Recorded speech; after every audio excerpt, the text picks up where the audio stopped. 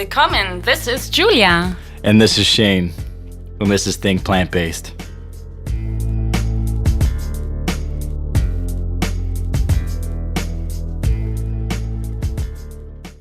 Think Plant-Based. Make sure to check out recipes, health tips, travel tips at www.thinkplantbased.com. And we're officially on iTunes, so please rate and write us a review on iTunes. Write us a review. Give us 2 stars, 3 stars, maybe 5 stars. Let us know. For sure, 5. Yeah, I mean, who would give us 2 stars anyways, yeah. Right?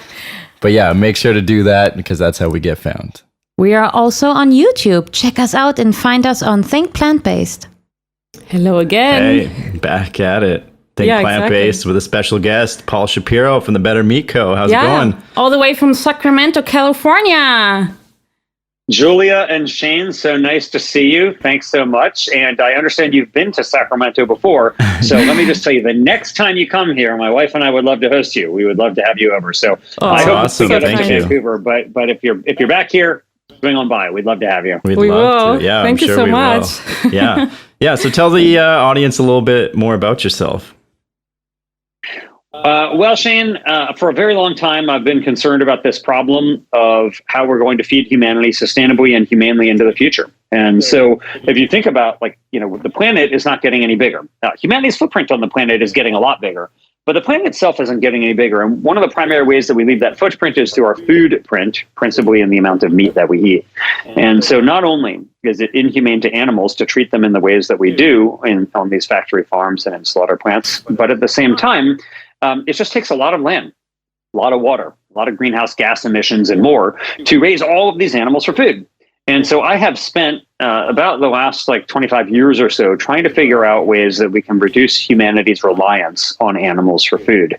And sadly, meat consumption continues to go up, not down. Right. And so I ended up writing a book about this topic. It's called Clean Meat, How Growing Meat Without Animals Will Revolutionize Dinner in the World. And now I run a company, called the Better Meat Co., which harnesses the power of fermentation to create meat experiences for people without animals. And so if you think about it, if you walk into a room, you flick on a light switch, most people aren't sitting there thinking, I wonder, is this coming from coal or oil or wind or solar? They just want light, right? They just want the experience of an illuminated room. Right. Well, the same is so with meat. When people eat meat, they're not thinking, I'm so glad an animal was slaughtered for that. Totally. Yeah. Yeah, right. Good and point. really, they're thinking they want the end product. Yeah, they like the taste. They want that experience of eating meat, Sure. but they don't care whether an animal was killed for it or not. In fact, if they thought about it, maybe they would prefer that an animal not be slaughtered for it. Right. And so I believe that just in the same way that we can create energy without fossil fuels, we can create meat experiences without animals. And that's what I'm trying to do through the Better Meat Co. and through my writings and my book and so on.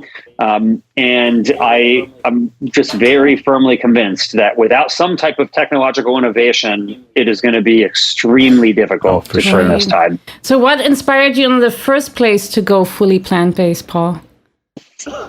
Well, Julia, the year was 1993. The world was in black and white. It was snowing all the time. I had to walk uphill both ways to get to the co-op. But I loved animals and I didn't want to see them get harmed. And so I decided to become a vegetarian. And I was a young teenager at the time. And pretty quickly thereafter, I learned about what I thought, I was only reading it, but I never heard the word, what I thought was being vegan. And I didn't know any of these so-called vegans. In fact, I was a vegetarian for a couple of weeks and I heard about this and I thought, man, that sounds like really hard to do. And I don't even know if you can do it. I thought it might be kind of like holding your breath. You can hold your breath. You can hold your breath for a certain amount of time, but if you do it for too long, you'll die. Right. And that's what I thought. That's what I thought being vegan was like. Maybe you could go without any animal products for some amount of time, but I thought that, eventually you'd die. And so it wasn't until I read an interview, maybe a couple weeks after that I don't know if you all remember Carl Lewis, but he was like the number one athlete in the world at that time. He was kind of like, mean, he was like Usain Bolt back then, you know. He was an American Olympian, huge number of gold medals, like just like really somebody who I worshipped. I had his poster on my wall. And I read an interview in which he talked about the fact that he was one of these, what I thought again was vegans. And I was like, oh my God. Like he was like, yeah. And in fact, his best years of Olympic athleticism was after he had stopped eating animal products. And I thought, wow, like not only can you do this, but the person who I worship is doing it and thriving on this diet. And so I started volunteering at animal protection organizations where I met people who I learned were actually called vegans. And I decided I would become one of them myself. And so that was in 1993, and I never looked back. So I amazingly haven't died. That's good. Yeah, you look good. And amazing. Was this all in Sacramento? Here I still am. Okay. No, I grew up in Maryland, and so I live in Sacramento. I wish I could tell you, Julia, that there was like some great business reason to be here, but the real reason is that it was a decision made by my then girlfriend, who is now my wife. So it was a very good decision. She grew up here, and her family lives here. So I'm very grateful for that. But no, I grew up in Maryland, and you know what's funny is like back then, there wasn't obviously like a Google or YouTube or anything, but there was the Yellow Pages, and my parents were very concerned about whether I would be healthy as a vegan or not, because they thought, well, here is this young teenager, he wants to stop eating all animal products, and it's like they knew about vegetarianism, like they knew Gandhi and Einstein were vegetarian, like they knew about that, but they didn't know anything about vegan, and so they looked in the Yellow Pages to find a nutritionist, and they were like, we need to go see a nutritionist. And I mean, I remember saying, what's a nutritionist? Like, I didn't even know what that was. And so they just picked one based on geography, and we went to go see her, who was geography meaning the closest to us. And we went to go see her, and almost like by divine intervention, in 1993, this nutritionist was vegan herself. And I couldn't What's believe the name? it. I was like, name? just in shock. Oh, I wish I remembered. I would be so grateful. Maybe if I Santa could remember Melina. that. But Maybe no, she sadly, goes down there. she you know what? If you are a female nutritionist who was in Rockville, Maryland in 1993, and you're listening to this, there you go. Get in touch with me, because there's a high chance that was you know what I find funny? People get worried when you become vegan, but if someone is on a McDonald's diet or something, people don't even ask, do you get all your nutrients? Yeah. Did you ever notice that? It's like all of a sudden when you're vegan, people are like experts in nutrition. You should get this and this and that, this type of protein. Are you getting B12? Are you getting that enough? It's like funny.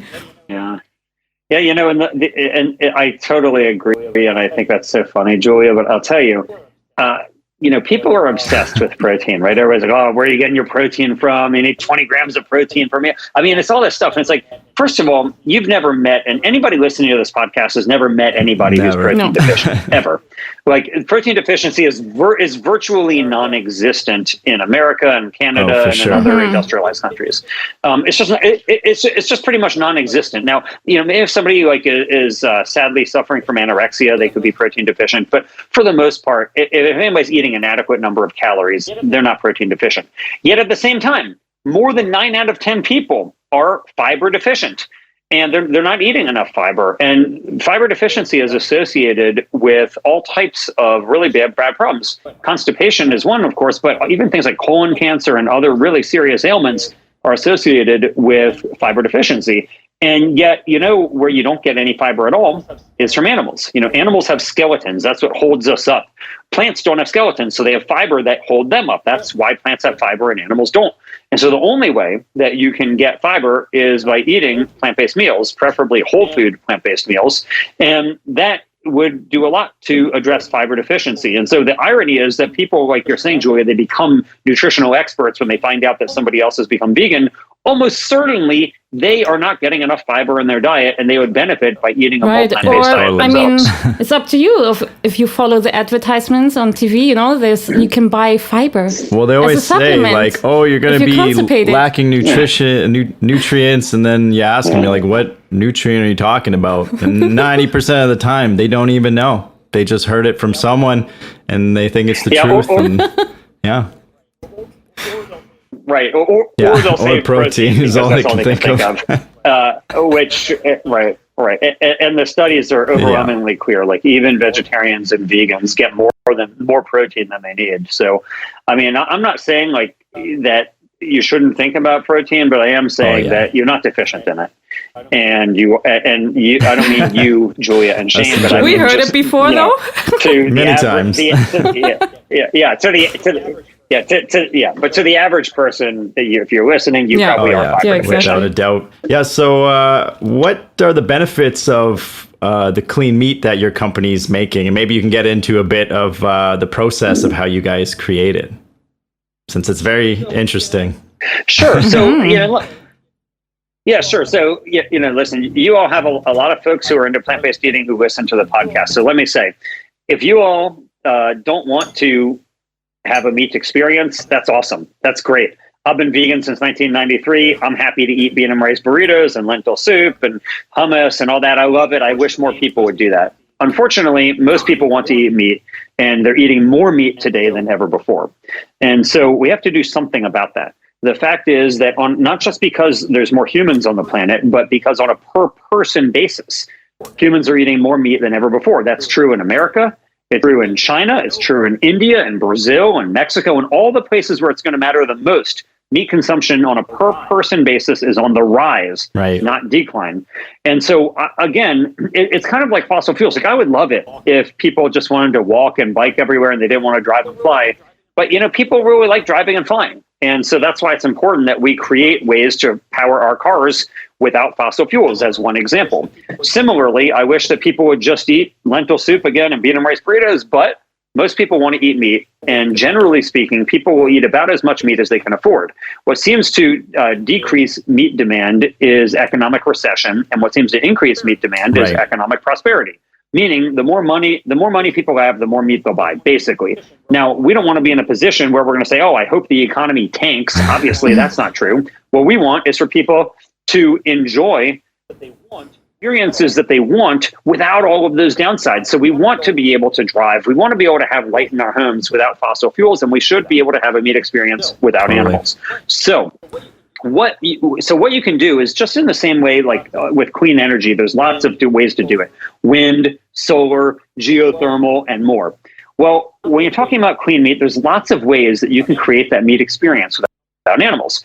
You can do what companies like Beyond Meat and Impossible Foods do, which is to take plants and transform them into things that look like animal meat. So making a burger, for example, out of soybeans, that's a great thing to do. And I love those products, but it's only one way to do it. There's another way. If instead of going to the plant kingdom, you can go to the animal kingdom. And in the animal kingdom, you don't have to use the animals themselves. You just use microscopic animal cells that you grow in a cultivator and cause them to grow into actual animal meat that is simply grown without the need to raise and slaughter animals. It's kind of like how, for millennia, the only way we had to get ice was out of nature. And we had a big industry that harvested blocks of ice out of nature and put them on insulated boats and transported it all around the world. And then you had the advent of refrigeration, and we had a way to make the same thing, to make ice, but instead of coming from nature, it comes from a technology.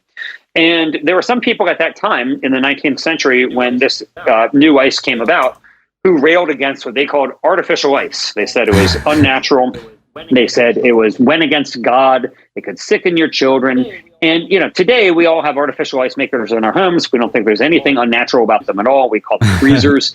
We probably would never even consider, we wouldn't even consider living without one. So that's another way. But there is a third way. And my own company, The Better Meat Co., makes meat experiences by harnessing the power of fermentation to take microscopic fungi and convert them into something that really has the texture of meat, except is much better for you, doesn't involve animals, and is a tiny footprint on the planet. So I'll give you guys an example. So imagine, Julia and Shane, that you feed a cow for more than a year, and then you get a steak, right? You feed that cow grass or corn or whatever you're going to feed her, and then you slaughter her and you get that steak. Well, that's one way to do it. What we do is we get rid of that cow. And instead, we use tiny microscopic fungi, and we feed them things like corn and potatoes.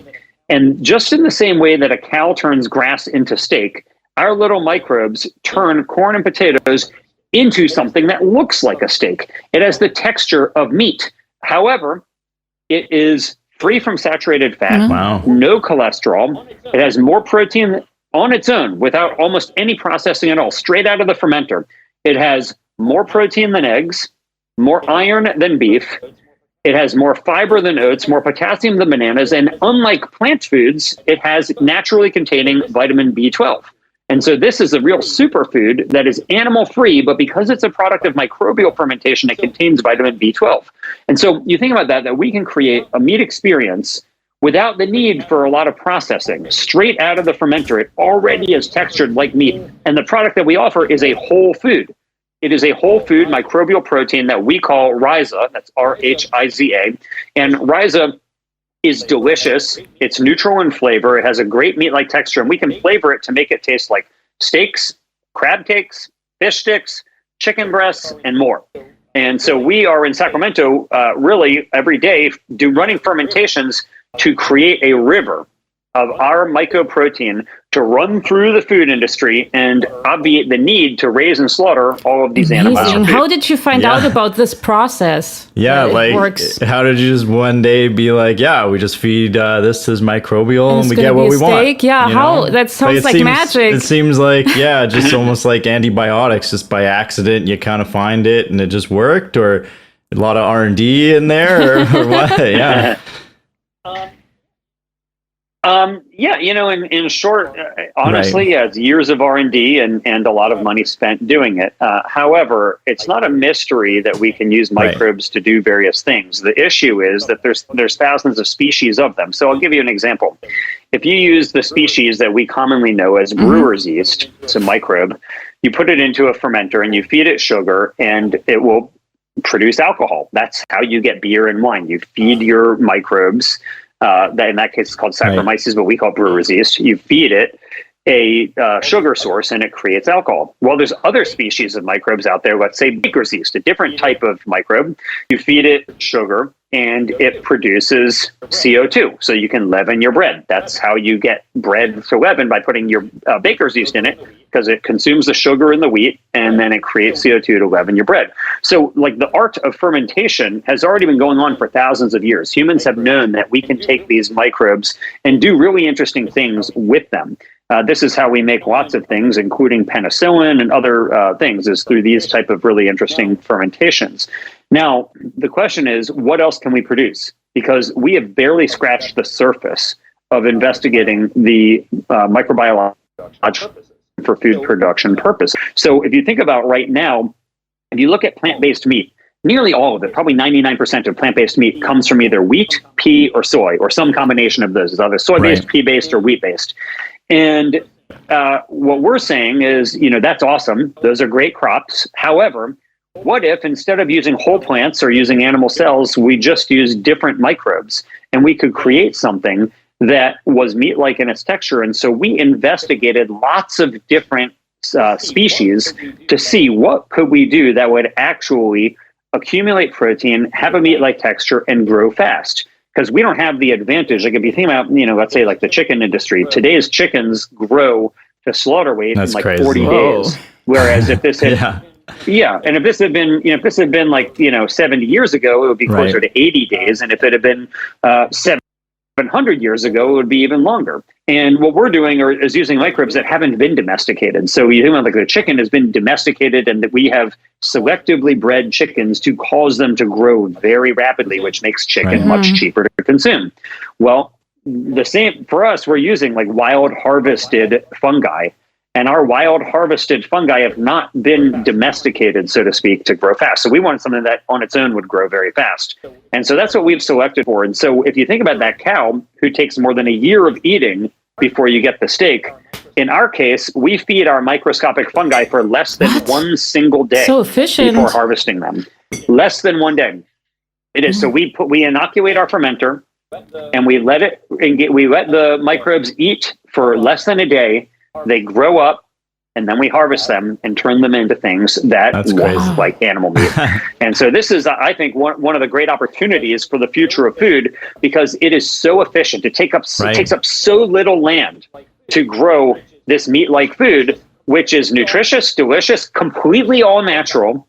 It's just fungi that we wild harvested that we're subjecting to fermentation and transforming them into things that are healthier than meat, have a meat-like texture, and are truly light on the planet. Like you can keep up with demand and then some if it's only, you said, like a day turnaround for them to grow, right? So that's probably the best thing, right? Instead of having to wait those 40 days or whatever, you can do it almost instantly. Quicker than almost. kombucha, making kombucha. Yeah, it's pretty crazy.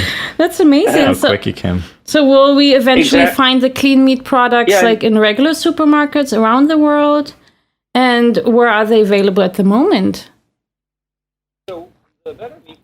So the Better Meat Co. is making our Rhiza Mycoprotein in a pilot plant right now. So we can produce enough for like samples for customers. We aren't producing enough to put out into thousands of supermarkets yet. So, for example, we sell the product right now to Hormel Foods, the makers of Spam, and they are doing a lot of R&D with it because they have launched their own plant-based meat line. It's called Happy Little Plants, and they're interested in seeing the potential applications of this new ingredient. Because again, everybody else is using pea, wheat, or soy. Well, here's a new ingredient, then they want to try it out. So our goal is to create new products while at the same time building a commercial scale facility in order to bring this new ingredient into the world. And so we right now have a fermenter that goes up about 30 feet into the air, whereas we really need one that is going up, closer to maybe like 100 feet in the air. Like we need a fermenter the size of an office building, basically, in order to actually supply a good amount. So this is not like a commodity, like soy protein is a commodity. You go out on the market, you buy if you want to get some, you buy as much as you want, basically. Whereas what we are doing is creating something that nobody else is offering. And we need a model where we actually produce millions of pounds. And that's going to take some time to build that. But that's what we're building with our company. So our startup right now, as of this recording, we're recording this at the very end of January 2022, and the Better Meat Co. hasn't even existed for 4 years yet. And so we have a long way to go. Like if you think about other startups in the space, like Impossible Foods and Beyond Meat and Eat Just, all of them have been around for a decade or more, and we still have some time to go to scale up. But the technology that we are pioneering has the potential to spare millions of animals from the need to go through factory farms and slaughter plants, which is the entire reason why we're doing this. So how does it work with underdeveloped countries? Are they able to adapt to this lifestyle or to these type of fermentation processes? One of the really cool things, Julia, if you think about, let's say just take fish as an example. Right now, a lot of these landlocked countries are importing fish from areas like that are coastal areas or areas that are near lakes, and they're transporting it all the way there if they can afford that. And what we offer is the ability to just set up fermentation systems that actually could produce something that is high in protein and could have that fish-like texture and flavor depending on how you run your fermentation. Right there. You don't need to put it somewhere where all the fish are. You can put it there. So imagine, for an example, if you think about places like Africa and India, where they never developed landline infrastructures, they just went straight to cell phone towers, right? So they leapfrogged over the landline infrastructure days to the cell phone days.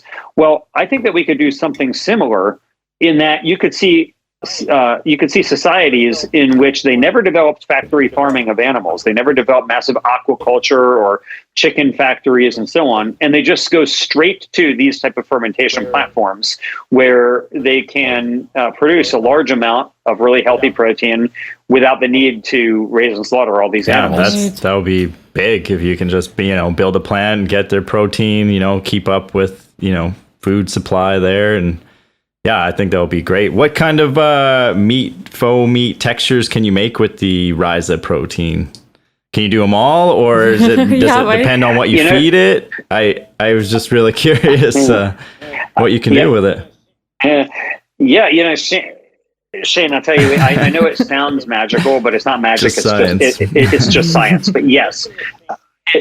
Just in the same way. So think about, let's say, pea protein, since that's like the hero ingredient in a lot of plant-based meat today. People are making burgers and fish sticks and crab cakes and chicken nuggets out of pea protein.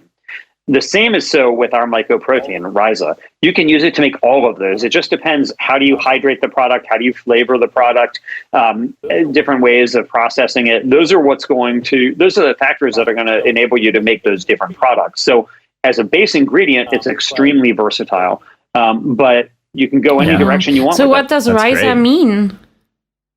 Yeah, does it have a meaning behind it? So it's Greek. It does. So it's Greek for root. And so we not only do we view ourselves as getting to the root of the problem, but we use what's called mycelium, which is the root-like structure underneath fungi. Sometimes people think of fungi as like mushrooms, whereas mushrooms are just the fruiting body of the fungi. And so in the same way that there's an apple on a tree, but then there's a trunk and there's roots and all that, a mushroom is like the apple on the tree. And so most of the time people just think of plants and fungi as the same thing, but they're not. They're completely different kingdoms. So just for a fun fact for you, if you think about how different fungi are from plants, plants have to put themselves out in the sun and they photosynthesize. That's how they get their nutrition. Whereas fungi do what we do. They do what animals do. They search out and digest food and consume it. Plants breathe in CO2 and breathe out oxygen. We know animals do the opposite. Animals breathe in oxygen and breathe out CO2. Well, fungi breathe in oxygen and breathe out CO2. And so if you look like evolutionarily, fungi are way closer to animals than they are to plants. And those two facts that I just mentioned are affirmative of that. And so it's not surprising that a lot of mushroom species actually have a far more meat-like texture to their flesh than plants do, because they're much closer to animals. In fact, Asian cultures have been using mushrooms as a meat substitute for centuries. So the question is, can you use different parts of the fungi, not just the mushroom, but that root-like structure underneath the mushroom, which is called mycelium, and create products that are going to be even more meat-like, even more protein-rich, and more to mimic the meat experience, without the need to actually go into the animal kingdom and start slaughtering them. Wow. Science, right? Yeah, right? So impressive. Yes. So intriguing. I completely agree. I'm a big believer that we need more science in order to solve the problems that we face. Like, I would love it. I would love it if people just decide to use less energy and to have just eat more plants. It'd be awesome. I'd be so thrilled.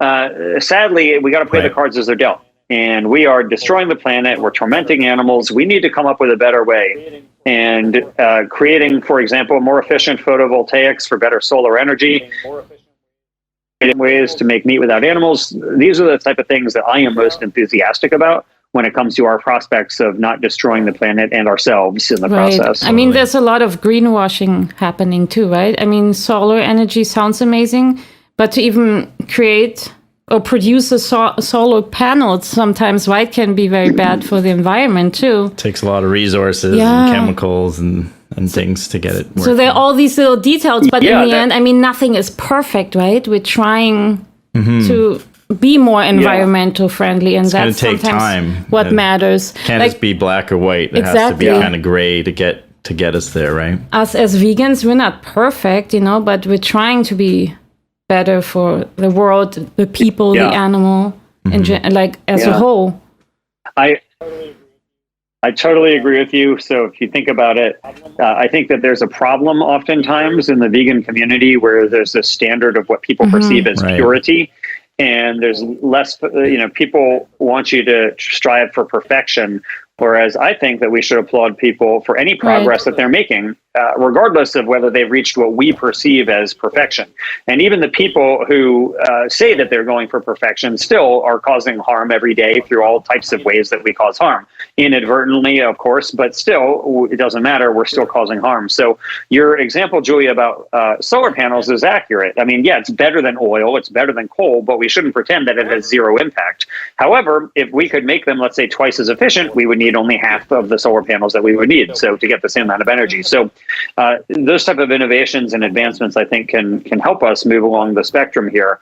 But I would like to see, as a longtime vegan myself, a vegan community in which we are applauding people for taking their first steps rather than punishing them for not yet taking what we think should be their last steps. And so if somebody wants to do a meatless Monday, I think that's great. If they want to do like what Mark Bittman, the cookbook author, does, he says he's vegan before 6 p.m. and then after 6 p.m. he eats whatever he wants. Or you can do what I do, which is vegan before 6 p.m. and vegan after 6 p.m. So you're just vegan that works all day. for us too. Such a great point. Yeah, right? Yeah. I don't know what happens at 6 p.m. exactly. I guess it's a free for all. But anyway, the point is, like, I really think like we should be applauding progress. The nature of social change and personal change is that it's often incremental. It's very rare that you have people who have like a road to Damascus type revelation where everything changes. I'm not saying it never happens, but I am saying like it's very rare. Incrementalism, in my view, tends to get more for animals than an all or nothing. Exactly. I mean, way looking at it. Yeah, right. There's so many people you meet, and they're really interested in your lifestyle. Like, so how do you get your protein? And all these typical questions you always get. And they actually get you. You can feel they get you, and they want to try veganism out more. But then, they move on. They don't see you again, right? And they keep on eating what they're eating. It's so interesting. But then there's some people, they tell me like, oh, I met this person and I went vegan right away the next day. So everyone is so different to absorb information that makes sense to them. But some people get it at that moment, but then it disappears. It vanishes. It's like amazing how some people, like how different people are, like some people get it right away. They feel the pain that animals go through. But some people see it at that moment and then it goes away. It's like a post on social media and then it's gone. Yeah, well, good analogy. Look, there used to, well, there still is a saying among some, but there's this saying that, if slaughterhouses had glass walls, everybody would be vegetarian. No. It doesn't appear to be true, though. Just don't look at the glass wall. You don't have to look there. You can turn your head, put your head in the sand. Yeah, totally. That's right. And, look, the number of people who see a slaughterhouse video and don't become vegetarian is dramatically higher than the number of people who look at it and do become vegetarian. And, we have to recognize that, sometimes like paint jobs require many layers, right? You need to do many layers of paint before the job is done. And so we want to subject people to positive experiences. I'm not saying not to show them those videos. Of course, I'm not suggesting that, but I'm just saying oftentimes it's not sufficient, and we have a welcoming, open approach to people who might be interested in even just dipping their toe in the plant-based waters. Even if they don't want to do a cannonball into the water, they just want to dip their toe in, I say welcome. I'll tell you an interesting story. My wife, she runs a brand called Plant-Based on a Budget, and it's a popular brand. She also has a number of cookbooks. She's a vegan cookbook author.